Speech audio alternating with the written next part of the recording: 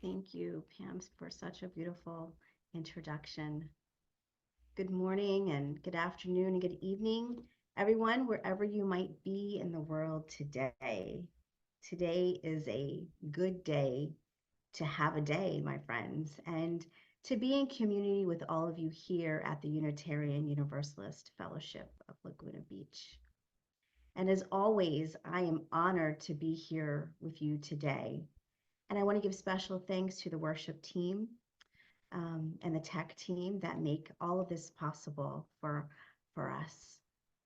And I share this each and every time that I come and when I visit. I am truly thankful that you all keep inviting me back to return to share time and space with you all. Because each time that I get to return, I feel my connection deepening with each and every one of you here. So thank you. Now, for those of you who are new here or are just joining us today, as Pam said, my name is Yvette McDonnell, and I am a spiritual companion ritualist. I'm an interfaith chaplain.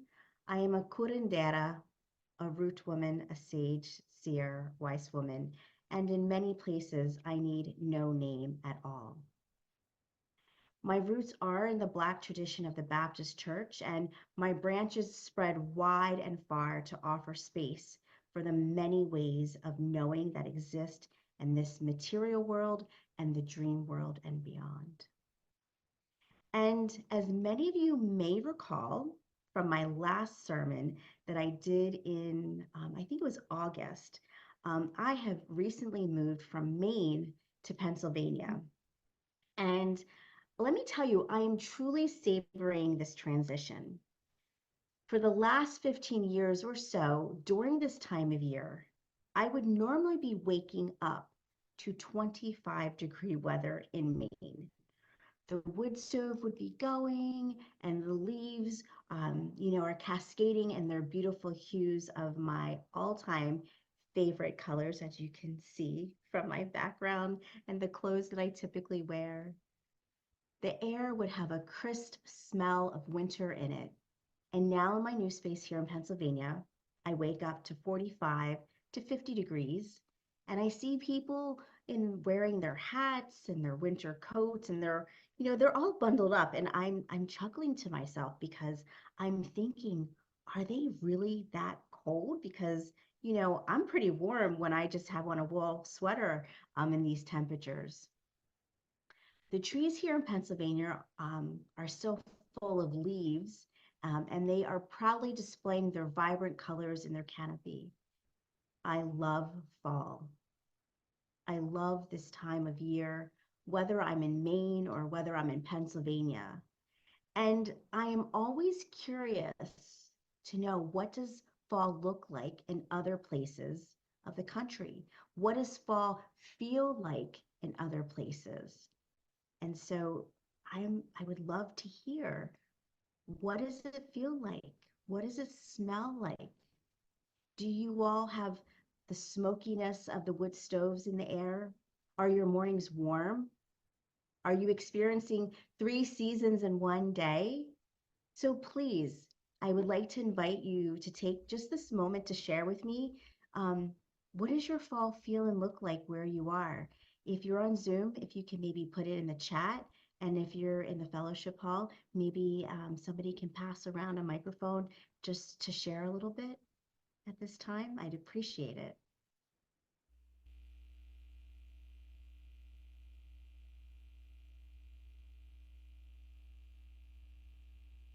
I'll start it off by telling you I'm here in the suburbs of Las Vegas, Nevada, and fall feels like 90 degrees during the day, Oh, a wow. low in the high 50s at night, which is for the desert amazing weather. It's like California weather, if you Wow. will. No one's wearing jackets quite yet, but everybody is finally taking a breath from the stretch of days above 100 degrees as fall comes, and then it's a very quick transition to very cold winter with no snow. Wow. Thank you. Thank you for sharing that. 90 degrees. What else? Anybody else want to share?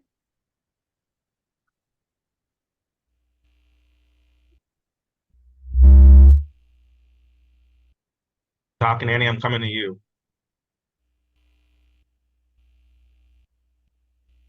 All right, hey, here we are. Well, we're at Victorville at 3,000 feet in the Southern California high desert. And it's going to be about 80 today, 75 maybe to 80. Which is better than it's Yeah, been. it's It's been been colder than cold. that. But we still have all our leaves, all our trees. Now we leave Tuesday to fly to Cleveland, Ohio. I own a cottage in Ohio. And it used to be when I lived there that fall was the last 2 weeks of October.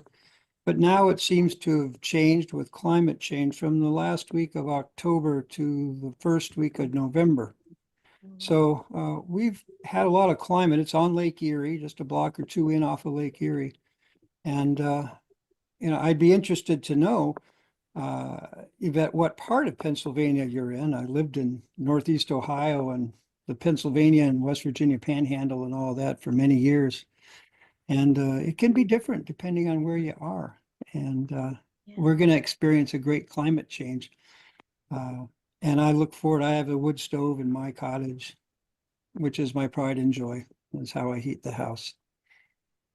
Oh, thank you for sharing that. Yeah. What a big drastic change you're going to be experiencing. I live outside of Philadelphia. Ah, okay. Yeah, outside of Philly. Yeah. Anybody else, maybe in the fellowship hall or on Zoom that want to share? I love hearing about what fall is like where you are.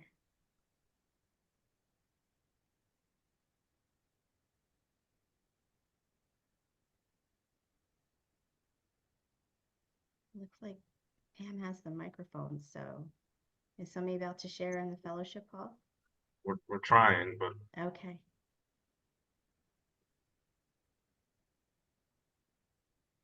Oh, they're muted. I'm Sue, the piano player, and I live a little bit inland from Laguna Beach, which is where the church is. And I just wanted to say that we are getting a sputtering fall. Every single time it starts to cool off and be really comfortable and nice and beautiful, it goes back up to the 80s again. So that's sort of what's going on here. And I, hmm? Yeah, so I'm hoping that it's going to stay this next time we get some cooler temperatures. But I love fall, and it hasn't gotten cold enough at night to turn the leaves red. And I have a beautiful set of 3 trees that turn red, and all the leaves fall to the ground. So I always look forward to that. I hope that happens soon. Well, thank you so much for sharing. Anybody else before we continue? Just add, Dara, you have my mic on. So, and this is Pam, Yvette. For me, I grew up in New England, so fall was one of my favorite times of year. And I've lived here in Southern California for a long time, and it took me many years to recognize the seasons because they're subtle, and the changes that come in fall are subtle, but I've come to love them. And so it's getting cool. It feels cold to me at night. You would laugh at me, but it's getting into the 50s, Oh, wow. although it's still warm during the day. And I think to appreciate the seasons here, you have to decide you're going to be be an observer, really pay attention to appreciate them, but they're lovely as well. Oh, thank you, everyone, for taking the time to share about what your fall looks like, what it feels like, what it smells like. And, regardless of where we are in the world today, Wonderful from Rachel. and Rachel lives in the oh, house that was her mother's in Riva's house, and fall for her means that the persimmons arrive, which I never oh, experienced until I came to Southern California. And then up in Idlewild, where my husband Brian go, the apples are ready to pick. So it's the changes in our natural world and in the fruits that are available. Yeah. Pomegranates too. I'd have to add those pomegranates as well. wow. Wow. I never even Send it think back of to you. those fruits when I think of fall, but how lovely. How lovely. Thank you for sharing. So, yeah, as I was saying, I really love hearing about how everyone is experiencing fall, what it's like. And I've learned something new that, I never thought about pomegranates or persimmons during the fall. I always think about apples and pears. But the thing is, regardless of wherever you are in the world today, and regardless if your fall looks different than my fall in Pennsylvania or Maine, there is one thing that is the same this fall for all of us. And that is it's election season this fall. And election season is a great time of significance. It is a time and an opportunity when our individual voices hold the power to shape the future collectively. Election season can be filled with excitement and nervousness and uncertainty and a host to so many more emotions. Election season is a time to show up and to show out. And the term to show out in my community is akin to, like go big or go home. And this election season is a time to totally show out. And my question for you all today is how are you individually going to show up and show out? How are you individually going to show up as a Unitarian Universalist this voting season? How are you going to be connecting the threads of your UU principles, voting, and freedom for all? Those are some really big questions, and I invite you to allow them to linger for just a bit. Some of you have heard my sermons before and are becoming very familiar with my ministry and the work that I do. And some of you are new. And before I really dive into sharing with you all today, I want to share more about my ministry and the work that I do. My ministry is rooted in love, healing, and hope at the intersections of social justice and equity for those who've been historically marginalized by society and the systems of oppression. I have been ordained to do social justice work long before I arrived to this physical earth. There is no hiring committee. There is no organization that can grant me the permission to do what I've been destined to do and what I'm destined to be. My ministry, my work, my love, my fight for social justice and equity as a seed planter is not a job that I can simply be hired for nor fired from. My job, my calling, if you will, as a social justice and equity planter is not an easy one. And it can be lonely at times, and it can be a job that is a little bit dangerous, especially at times when I am the only person in a place who is constantly disrupting the soil.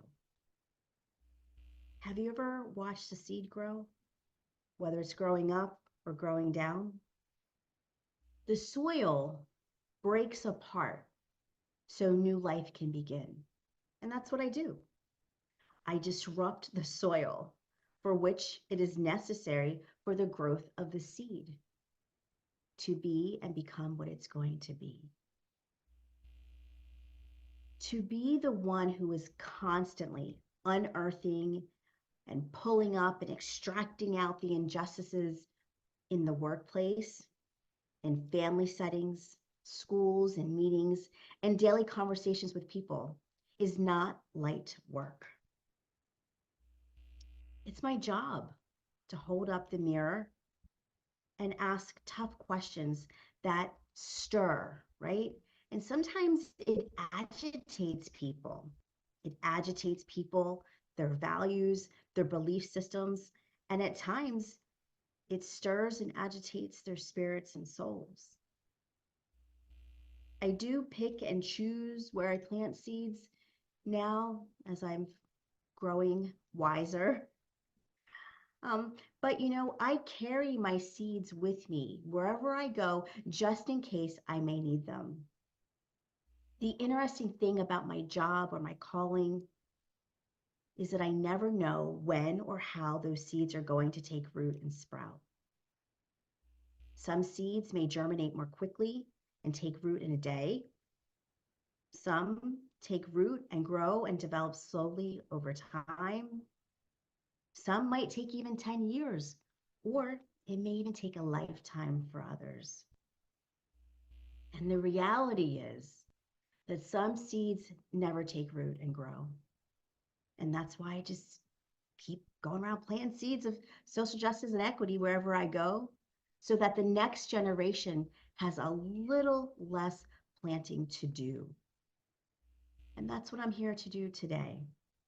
I'm here to plant more seeds with all of you about this election season and remind all of us, including myself, that each and every single vote matters.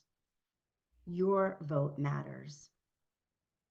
Now, did you all ever hear this story? This story just amazes me, about this man named Lee Green, who was running for a council seat in Thurston County in Washington State. So let me tell you how powerful one single vote can be. Damien had received 246 votes, and his opponent, Ryan Roth, had 247 votes. Damien literally lost the vote. He literally lost by one vote. That's it, just one vote. And you want to know what the kicker is? This is the funny part. Damien lost because he decided not to vote for himself. I know, right? He thought it was a little narcissistic if he cast a ballot for himself. So he lost. He lost by one vote. And there are many, many similar stories that you can find across the internet about elections where people have lost by one vote. This has happened during the GOP primary in a state house race, and it has happened in the Democratic Party for Baltimore County in Maryland. It has happened in the Vermont State Senate Democratic primary, which was determined by one vote out of more than 7,400 that had been cast. So when I share that one vote matters, there's evidence and stories after stories that it really does. Now, not only does your vote matter, but centering the UU faith and living the UU principles into action is crucial this election season. The UU faith has a legacy of showing up and showing out for social justice causes throughout history, and enacting the fifth principle of consciousness and participating with the democratic process within UU congregations and within society at large. Voting for me is living my faith, my spirituality into action. That is why I'm out here planting seeds wherever I go. Voting for me is synonymous with fighting for freedom, fighting for justice, fighting for equity, and fighting for hope. And that essence of hope is fighting for the opportunity to help create an alternative reality that does not yet exist. And I must give thanks to Sister Najiba Saeed for those words. And in the spirit of my Black Baptist roots, I'm going to say it just one more time, just to make sure y'all heard what I just said. Voting for me is living my faith, my spirituality into action. Voting for me is synonymous with fighting for freedom, fighting for justice, fighting for equity, fighting for hope. And that essence of hope. That essence of hope is fighting for the opportunity to help to create an alternative reality that does not yet exist. Now, did you notice that I didn't say that I'm out here voting for my freedom, that I'm not out here voting for my justice, my equity, or my hope? No, no, no, no, no. Because I'm out here fighting for yours and mine collectively. Can I get an amen and ashe blessed be? Yes, right? I'm out here planting seeds, not just for myself, not just for my daughter, but for you as well, and for generations to come. So let's just breathe that in for a moment. That's a whole moment that I just said, right? Let's just let that settle in just for a bit. You know, I resonate with all of the 8 UU principles. I know there's 7, and some congregations have adopted the 8th, but I speak about all the 8. And, you know, they are a moral code for me. They are part of a moral code that I ascribed to long before I even knew they existed. I do have my favorites, particularly this election season. The first UU principle of the inherent worth and dignity of every human being, and the 8th principle of journeying towards spiritual wholeness by working to build a diverse, multicultural, beloved community by our actions that accountably dismantle racism and other oppressions in ourselves and in our institutions. And I would include that of our environment as well. So I will continue to ask the big questions. How do we do this election season? How will each and every one of you put your faith into action this season? Are you going to be voting for what's in your best interest? Or are you going to be voting for what's in the best interest for the collective good of all? Because see, my freedom, my liberation is intertwined with yours and yours with mine. My inherent dignity and worth is your inherent dignity and worth, because we are not going to be free until everyone, and I mean everyone, is free. And that means being accountable to dismantle racism, dismantle white supremacy, and other oppressions within ourselves and our institutions. So don't just go out there and hang a Black Lives Matter or Pride flag. You need to vote. You need to fight. You need to plant seeds that dismantle the privatization, I could never say this word, of prisons, which exploit Black and brown communities. You need to vote, fight, and plant seeds for access to healthcare for all. And when I mean all, I am talking about ensuring our LGBTQIA+ friends have equitable access to non-judgmental, affirming, and culturally responsive healthcare. And practitioners, vote, fight, and plant seeds for reproductive justice rights, clean water for all, equitable pay for women. Vote, fight, plant seeds that erase the barriers that Black and brown folks face in housing and in education and employment and at the polls. Vote, fight, and plant seeds for environmental justice. Vote and plant seeds for democracy itself, the sacredness of it, the holiness of it, the privilege that we all have for it. Vote, fight, plant seeds because your life, my life, and our lives depend on it. And most importantly, after you're done voting and planting all those seeds out there this election season, please don't forget to rest. Yeah, rest, because rest is needed. Rest is holy, and rest, believe it or not, is a part of dismantling the grind culture that we live in.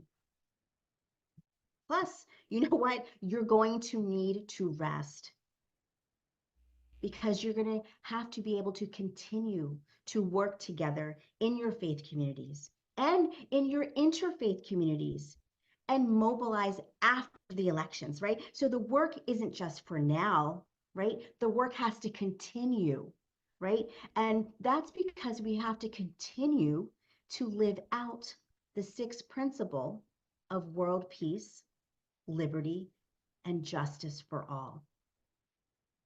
Yes, that sounds a little difficult with all the wars that are taking place, human trafficking, and genocide, just to name a few. But this principle is where hope lives. And remember what I just said a little bit ago, that the essence of hope is fighting for the opportunity to help create an alternative reality that does not yet exist. So you best rest up good and easy, because we have work to do. So if you're seeking new ways to put your UU faith into action, or your spiritual practice into action, this election season, if you are eager to get involved, I invite you to check out uuthevote.com. Okay, so before we leave here today, I'm going to ask Don to put that in the chat box. Okay, it's uuthevote.com. Right? And according to their website, UU the Vote is a bold initiative created by Unitarian Universalist Association's Side with Love team. And it's providing UUs a thoughtfully crafted plug-and-play opportunity to bring democratic values to life in this crucial struggle to build a genuine multiracial democracy. UU the Vote engages people in voter registration, education, get out the vote drives, voter protection, state leadership development, and so much more.